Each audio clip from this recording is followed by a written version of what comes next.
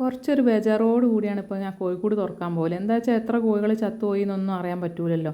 തൊട്ടടുത്തൊക്കെ ഈ മാരക രോഗം വന്ന് കോഴികൾ ചത്തപ്പോഴൊക്കെ ഞാൻ വിചാരിച്ചിനി ഇത് എൻ്റെ പോൾട്രിയിലേക്ക് ഈ അസുഖം വരരുതേന്ന്.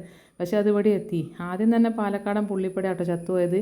പിന്നെ അതിൻ്റെ ശേഷം ഞാൻ എല്ലാ കോഴികളെയും നല്ലോണം ശ്രദ്ധിക്കാൻ തുടങ്ങി. പിന്നെ നമ്മളെ കരിയില പൂവന് രാവിലെ ഒന്നും ഒരു പ്രശ്നവും ഇനി നല്ലപോലെ ഓടിച്ചാടി നടന്ന് കൂവി.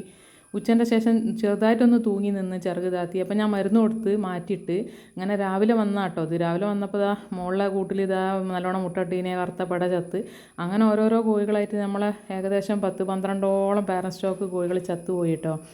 വല്ലാത്തൊരു വിഷമമായിപ്പോയി. നമുക്ക് ഇതുവരെ അങ്ങനെ ഉണ്ടായില്ല. നമുക്ക് മനുഷ്യന്മാർക്കൊക്കെ കൊറോണ ഉണ്ടായിട്ടുണ്ടെങ്കിൽ പെട്ടെന്ന് ചത്തു പോകണില്ലേ, മരുന്നൊന്നും കണ്ടുപിടിച്ചില്ല. അതുപോലെ തന്നെ ഈ ഒരു അസുഖത്തിന് മരുന്നില്ല കേട്ടോ. നമ്മൾ ആൻറ്റിബയോട്ടിക് എന്തെങ്കിലും കാര്യം കൊടുത്തിട്ടാണെങ്കിൽ വേഗം തന്നെ ചത്തുപോയാ. ഈ അണുക്കൾ കോഴിൻ്റെ ശരീരത്തിൽ കയറിയാൽ 24 മണിക്കൂറല്ല 12 മണിക്കൂർ പോലും നിൽക്കൂല കേട്ടോ. ഞാൻ കണ്ടെടുത്തോളം അതാ രാവിലെ പ്രശ്നമൊന്നുമില്ല, ഉച്ചക്കൊന്ന് തുടങ്ങും, വൈകുന്നേരം ആകുമ്പോൾ ചത്തുപോകും. വളരെ കുറച്ച് മണിക്കൂറുകളെ ഈ ഒരു വൈറസ് ഇവരെ ശരീരത്തിൽ കയറിയ അപ്പം തന്നെ ചത്തുപോകുന്നുണ്ട്. അത്രയും മാരകമായ ഒരു വൈറസാണ് അത്. നമ്മൾ കൂടെയൊക്കെ ഡെയിലി ക്ലീനിങ് ഒക്കെയാണ്.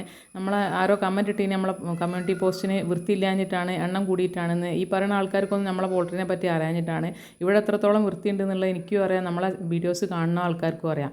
പിന്നെ നമ്മളെ കാലിന് വയ്യാത്ത കോഴി, പുള്ളിപ്പട, അങ്ങനെ ഓരോരുത്തരായിട്ട് ചാവാണ്. ഇവിടെയൊക്കെ നമ്മളെ കോഴികളെ കുഴിച്ചിട്ട സ്ഥലം കേട്ടോ. പിന്നെ ദിവസവും കുഴിയെടുക്കുന്ന പണി തന്നെയാണ്. ദിവസം കുഴിയെടുക്കുക, കുഴിച്ചിടുക, വല്ലാത്തൊരു വിഷമം പിടിച്ചൊരവസ്ഥയാണ്. ഈ ഒരു അവസരത്തിൽ ഞാൻ ദിവസവും കൂട് ക്ലീൻ ചെയ്യാൻ ഒരു സമയം കണ്ടെത്തി ദിവസവും കൂട് ക്ലീൻ ചെയ്യേണ്ട കേട്ടോ. ഇനിയിപ്പോൾ നമുക്ക് ആകെ കുറച്ച് ഒരു 5 മാസമായ കുറച്ച് കുട്ടികളും 3 മാസമായ കുറച്ച് മക്കളും പിന്നെ ഉള്ളത് പിന്നെ അവിടെ ഇരിക്കുന്ന കോഴികളും പിന്നെ കുറച്ച് കുട്ടികളെ കൂടെയുള്ള 2 കോഴികളറ്റുണ്ട്.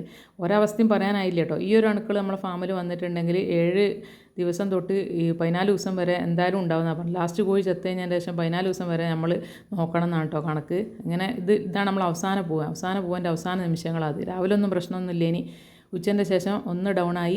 അങ്ങനെ വൈകുന്നേരം കൂട്ട് കയറാൻ കഴിയാത്ത അവസ്ഥയിൽ കിടക്കുകയാണ്. ഞാൻ മരുന്ന് കൊടുക്കുമ്പോഴാണ് കൂടുതൽ വേഗം ചത്തു പോകുന്നത് കേട്ടോ. അപ്പോൾ നമ്മൾ മരുന്ന് കൊടുത്താലും ഇല്ലെങ്കിലും ഇവർ ചാവും. പക്ഷേ നമ്മൾ ആൻറ്റിബയോട്ടിക് കൊടുത്താൽ പെട്ടെന്ന് ചാവും. ഇത് നമ്മൾ അവസാന പൂവനാണ്. ഇപ്പോൾ നമ്മളെ പോൾട്രിയിൽ പൂവനില്ല കേട്ടോ. 3 പൂവന്മാരും ചത്തുപോയേ. ഇതിൻ്റെ അവസാന നിമിഷങ്ങൾ ഞാൻ കണ്ടിട്ടുണ്ട്. ചിലരൊക്കെ ചോദിച്ചിന് മരിക്കാനാകുമ്പോൾ ഇങ്ങനെ ശ്വാസം വലിക്കുന്നുണ്ടോ, വായന്ന് വെള്ളം വരുന്നുണ്ടോ എന്ന്. ഈ ലക്ഷണങ്ങളൊന്നും ഞാൻ കണ്ടിട്ടില്ല. വൈകുന്നേരം ഇപ്പോൾ ഒന്ന് ഡൗണായി. അപ്പോൾ ഞാൻ മരുന്ന് കൊടുത്ത് ഞാൻ കൂട്ട് കയറ്റി. വീടിനോട് ചേർന്നാണ് കോഴിക്കൂട്. അപ്പോൾ രാത്രി ഒരു 7 മണിയായപ്പോൾ ഇത് പടയണ ശബ്ദം കേട്ട് ഞാൻ വന്ന് നോക്കിയപ്പോൾ ചത്തിട്ടുണ്ട്. അപ്പോൾ ടോർച്ച് അടിച്ച് അപ്പോൾ തന്നെ കുഴിച്ചിട്ട് പിന്നെ ആകെയുള്ള പ്രതീക്ഷയുള്ള ഗ്രാമശ്രീ കോഴികളേനി അവർക്ക് എല്ലാ വാക്സിനും അടിച്ചിട്ടുണ്ട്. R2B അടക്കം അടിച്ചിട്ടുണ്ട്. അപ്പോൾ ആ പ്രതീക്ഷയും പോയി. ഓരോ ഇതാ ചത്ത് കിടക്കാണ്. ആദ്യം 1 ചത്ത്, പിന്നെ അങ്ങനെ 3 ചത്ത്, ടോട്ടൽ 5 ചത്ത്. ഇപ്പോൾ ഉള്ള കണക്കാണിത്. ഈ ആഴ്ച അവസാനമാകുമ്പോഴത്തേന് ഗ്രാമശ്രീ ഏകദേശം മുഴുവനും ചാവുമെന്നാണ് എനിക്ക് തോന്നുന്നത്. ഓരോ ലിറ്ററൊക്കെ മൊത്തം ഇന്നലെ മാറ്റി. എന്നാൽ രാവിലെ തൊട്ട് വൈകുന്നേരം ആവണ വരെ പണിയായി. ഫുള്ള് ചിപ്പിളിപ്പൊടി മാറ്റി, കുമ്മായം ഇട്ട് കൊടുത്ത്, വേറെ ചിപ്പിളിപ്പൊടി ഇട്ട് കൊടുത്ത് എല്ലാ പണികളും എടുത്തിട്ടുണ്ട്. എന്നിട്ടും മരണനിരക്ക് കുറയണമൊന്നുമില്ല.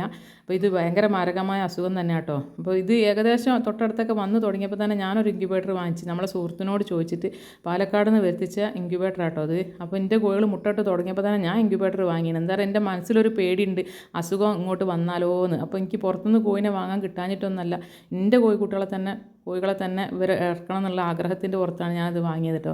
അപ്പോൾ ഇതിൽ നമ്മളെല്ലാ മുട്ടകളും കയറ്റി വെച്ചിട്ടുണ്ട്. അപ്പോൾ ഇനി ഈ ഒരു ഇൻക്യുബേറ്ററിൽ വെച്ച മുട്ടകളിലാണ് ആകെയുള്ളൊരു പ്രതീക്ഷ. ഇവർ വിരിഞ്ഞ് വലുതായിട്ടൊന്നും ഇല്ലെങ്കിൽ നമ്മൾ ഈ കോഴി വളർത്തൽ നിർത്തും. നമ്മൾ പോൾട്രി ഉണ്ടാവില്ല. ചാനൽ ചിലപ്പോൾ നിർത്തും, അത് പറയാൻ പറ്റില്ല. അപ്പോൾ എല്ലാ മുട്ടകളും ഇതിൽ കയറ്റിയിട്ടുണ്ട്. ഇത് വിരിയോ ഇല്ലയെന്ന് അറിയില്ല. ആകെയുള്ള പ്രതീക്ഷ കേട്ടോ. ഇത് വിരിഞ്ഞില്ലെങ്കിൽ ഉറപ്പായിട്ടും ഇനി കോഴി വളർത്തലില്ല, അതോടുകൂടി നിർത്തുക.